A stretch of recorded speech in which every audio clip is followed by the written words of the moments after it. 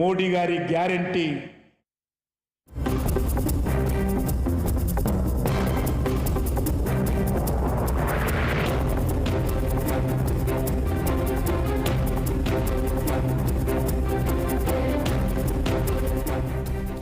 Phone tapping కేసులో పోలీసులు తీగ లాగితే డొంక కదులుతుంది. హైదరాబాద్లోని కాకుండా నల్గొండ, ఖమ్మం, సిరిసిల్ల, వరంగల్ జిల్లాలో కూడా ట్యాపింగ్ సెంటర్లు ఏర్పాటు చేసినట్లు దర్యాప్తు బృందం గుర్తించింది. అయితే ఫోన్ ట్యాపింగ్ ను అడ్డం పెట్టుకుని పలువురు పోలీసులు బరితెగించారని, కానిస్టేబుల్ నుంచి డీసీపీ స్థాయి వరకు సెటిల్మెంట్లు చేసినట్లు సమాచారం. అటు ప్రణీత్రావు బెయిల్ పిటిషన్పై నాంపల్లి కోర్టులో విచారణ జరిగింది. ప్రణీత్రావు బెయిల్ పిటిషన్పై కౌంటర్ దాఖలకు పోలీసులు సమయం కోరారు. దీంతో ఈ నెల 10కి బెయిల్ పిటిషన్ విచారణ వాయిదా వేసింది.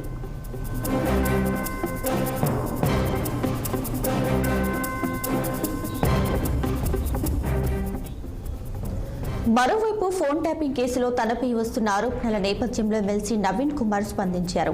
తనకి ఫోన్ ట్యాపింగ్ తో ఎలాంటి సంబంధం లేదంటూ లేఖ విడుదల చేశారు. అలాగే తన గెస్ట్ హౌస్ లో ఎలాంటి తనిఖీలు జరగలేదని స్పష్టం చేశారు.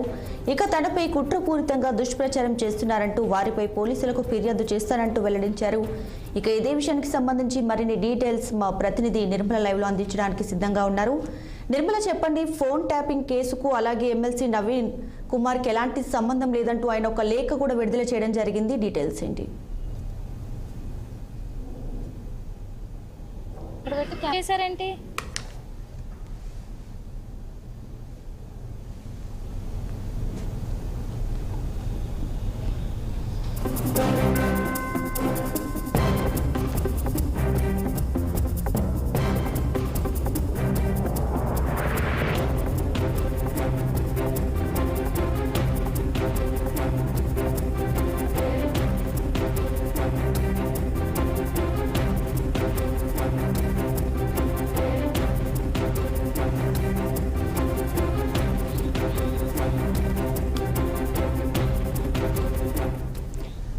రైట్, ఫోన్ ట్యాపింగ్ కేసులో కొత్త విషయాలైతే వెలుగులోకి వస్తున్నాయి. తాజాగా అయితే ఎమ్మెల్సీ నవీన్ కుమార్ తనకి ఫోన్ ట్యాపింగ్ కి ఎలాంటి సంబంధం లేదంటూ కూడా ఆయన ఒక లేఖ విడుదల చేయడం జరిగింది. ఇక దీనికి సంబంధించి పూర్తి డీటెయిల్స్ మా ప్రతినిధి నిర్మల అందిస్తారు. నిర్మల, చెప్పండి, నవీన్ కుమార్ కి అలాగే ఫోన్ ట్యాపింగ్ ఎలాంటి సంబంధం లేదంటూ ఆయన ఒక లేఖ విడుదల చేయడం జరిగింది. ఇది ఎంతవరకు కరెక్ట్ అంటారు? డీటెయిల్స్ ఏంటి? అవును దీపిక, ఇప్పుడు ఈ ఫోన్ ట్యాపింగ్ కేసులో మాత్రము మళ్ళీ ఒక కొత్త పేరు కూడా వినిపిస్తుంది, తెరపైకి వచ్చిందని కూడా మనం చెప్పుకోవచ్చు. రాధాకిషన్ ఇప్పుడు విచారణ మాత్రం బంజారా హిల్స్ లో 5వ రోజు కూడా పూర్తి చేసుకొస్తుంది. 5వ రోజు పూర్తి చేసిన తర్వాత కూడా విచారణలో కొత్త విషయాలు కూడా బయటకు వస్తున్నాయని కూడా మనం చెప్పుకోవచ్చు. ఈ కొత్త విషయాలలో ఇప్పుడు నవీన్ రావు, ఎమ్మెల్సీ నవీన్ రావు పేరు కూడా తెరపైకి వచ్చిందని కూడా చెప్పుకోవచ్చు. ఎందుకంటే రేవంత్ రెడ్డి ఇంటి ప్రాంగణంలోనే ఆ చుట్టుపక్కల దగ్గరలోనే కూడా ఇప్పుడు శ్రీనివాసరావుది గెస్ట్ హౌస్ కూడా ఏర్పాటు చేసినట్టుగా కూడా తెలుస్తుంది. ఆ గెస్ట్ హౌస్ లోనే ఫోన్ ట్యాపింగ్ కి సంబంధించి కూడా ప్రభాకర్ రావు అలాగే రాధాకిషన్ వీళ్ళందరూ కలిసి కూడా అక్కడ ఫోన్ ట్యాపింగ్ వ్యవహారాలకు ఈ శ్రీనివాసరావు చాలా వాళ్ళకు సపోర్ట్ గా నిలబడ్డారనే సమాచారం కూడా పోలీసులు సోదాలైతే చేపట్టలేదు అనేది కూడా మనకు వెల్లడైంది.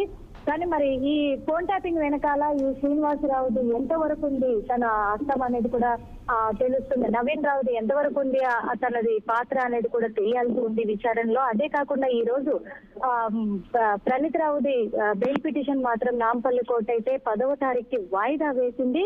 కానీ ఈ కౌంటర్ దాఖల పైన మాత్రం పోలీసులు అయితే ఇంకొంచెం సమయం కావాలని అడిగినట్టుగా కూడా సమాచారం అయితే ఉంది. కానీ ఇదంతా ఫోన్ ట్యాపింగ్ కూడా ఇక్కడ జరిగిన ఫోన్ ట్యాపింగ్ లకు భుజంగరావు హస్తం చాలా వరకు ఉందని చెప్తున్నారు. అదే కాకుండా నల్గొండకు సంబంధించిన కానిస్టేబుల్ నుంచి మొదలుకుంటే డీజీపీ, డిఎస్పీ వరకు కూడా ఈ ఫోన్ ట్యాపింగ్ లో పెద్ద ఎత్తున పాల్గొన్నారని కూడా తెలుస్తుంది. నల్గొండ కానిస్టేబుల్స్ ఎవరైతే ఉన్నారో వాళ్ళు మాత్రం ఒక 40 మంది మహిళల ఫోన్లను కూడా ట్యాప్ చేసినట్టుగా అయితే పోలీసు దర్యాప్తులో వెల్లడైంది. ఆ ఫోన్ ట్యాపింగ్ లో కూడా చాలా కీలక పాత్ర కూడా ప్రభాకర్ రావుదే ఉందని కూడా తెలుస్తుంది. కానీ ప్రభాకర్ రావుని మరి ఎవరు దాస్తున్నారు, ఎవరు కనసైగల్లో ఉన్నాడు, లేకపోతే తనే అజ్ఞాతంలోకి వెళ్ళాడా అనేది కూడా ఇప్పుడు తేలాల్సి ఉంది. ఆ విషయంలో కూడా స్పెషల్ టీమ్ కూడా ఏర్పాటు చేస్తున్నట్టుగా పోలీస్ బృందం అయితే తెలియజేయడం జరిగింది. అంతేకాదు ఇప్పుడు Nampally Banjara hills police station లో రాధాకిషన్ రావుది ఇంకా విచారణ అయితే కొనసాగుతుంది. మరిన్ని విషయాలు కూడా బయటకు వచ్చే అవకాశాలు కూడా ఉన్నాయి. కానీ ఈ ఫోన్ ట్యాపింగ్ వ్యవహారంలో నవీన్ రావు అయితే నాకు ఎలాంటి సంబంధం లేదు, నా ఇంట్లో కానీ నా గెస్ట్ హౌస్ లో కానీ ఎలాంటి సోదాలు కూడా జరగలేదు అంటున్నాడు. కానీ మరి అది తను చేశాడా చేయలేదా, వీళ్ళకి సహకరించాడా లేదా అనే విషయాలు మాత్రం వెల్లడించాల్సి ఉంది. కానీ పోలీసులు ఏ టైంలోనైనా నవీన్ రావుకు నోటీసులు లుకౌట్ నోటీసులు అందించే అవకాశం ఉంది. విచారణకు పిలిచి విచారించే అవకాశం కూడా ఉంది. Deepika. Right Nirmala, thanks for the updates.